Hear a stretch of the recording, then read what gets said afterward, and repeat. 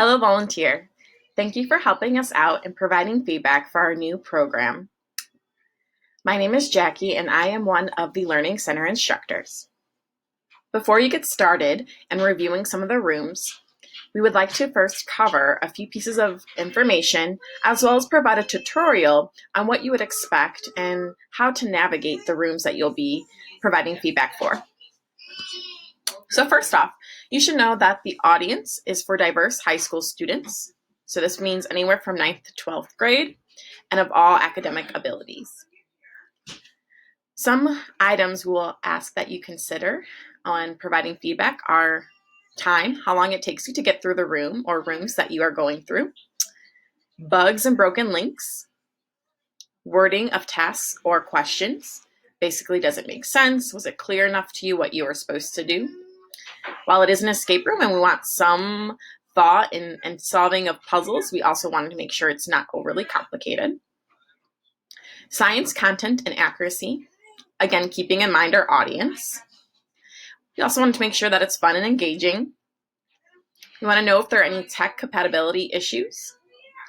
Again, this will be sent out to a wide range of students who likely will be using a lot of different devices of different ages, different brands.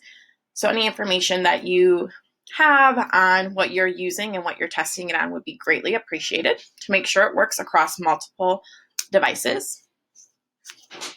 We also have an opportunity for you to provide some general feedback. Lastly, we want to make sure that you understand that we greatly appreciate all your feedback and will take everything into consideration, but ultimately, we will make final decisions. Again, we thank you, and I'm going to move on to the next part of this slide here, which is the format. There we go. So, all these escape rooms were done and created on Google Slides. Obviously, that's not the intended purpose for Google Slides, but like all educators during this pandemic, we've become creative on how to use the tools we have available to create programming that's fun, but in a virtual setting. Our program that we've designed these escape rooms for, we designed this with collaboration in mind. The expectation or the thought process would be that students would be working together. So they will start together as a whole class. Imagine a whole class of, let's say, 20 students, and they'll end together as a whole class of 20 students in the DIS room, which you will see a sneak preview of in just a moment. But then they will be broken off into smaller groups of 3 to 4 students to explore and go through the different scientific rooms, which include the Biz Lab, Supercomputer, and CNM. You should know that information and content is integrated throughout the rooms. This means that if you're just testing one of our rooms, you won't see the overall picture. You won't get access to all the content. It's designed so that the students would ideally go throughout the whole experience in order to solve the last room, in order to solve the challenge, the overarching challenge. There are 3 levels per room, so each level will have its own set of tasks. Questions and tasks will be used to unlock levels or rooms, and this will be done via Google Forms and or interactive activities within the slide. Also, there will be icons you will see throughout all the rooms.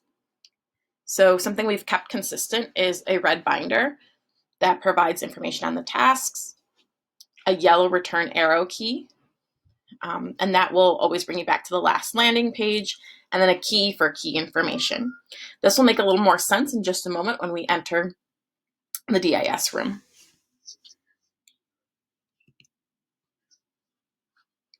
All right, let's get started. So we are going to enter this room. At this point, the students, and you should have the context, that basically a school nurse and principal found out that 3 students tested positive for COVID-19. We know that they were together. We don't know where, how long, over the weekend, over the course of the few days. And so that's where the mystery takes us. And they want to know if the school needs to shut down or not. So right now, this is the first room. You might have heard some ringing, which hopefully would lead into clicking the phone. Before we go there, here it goes again. If you look around this room, all our rooms will be different settings.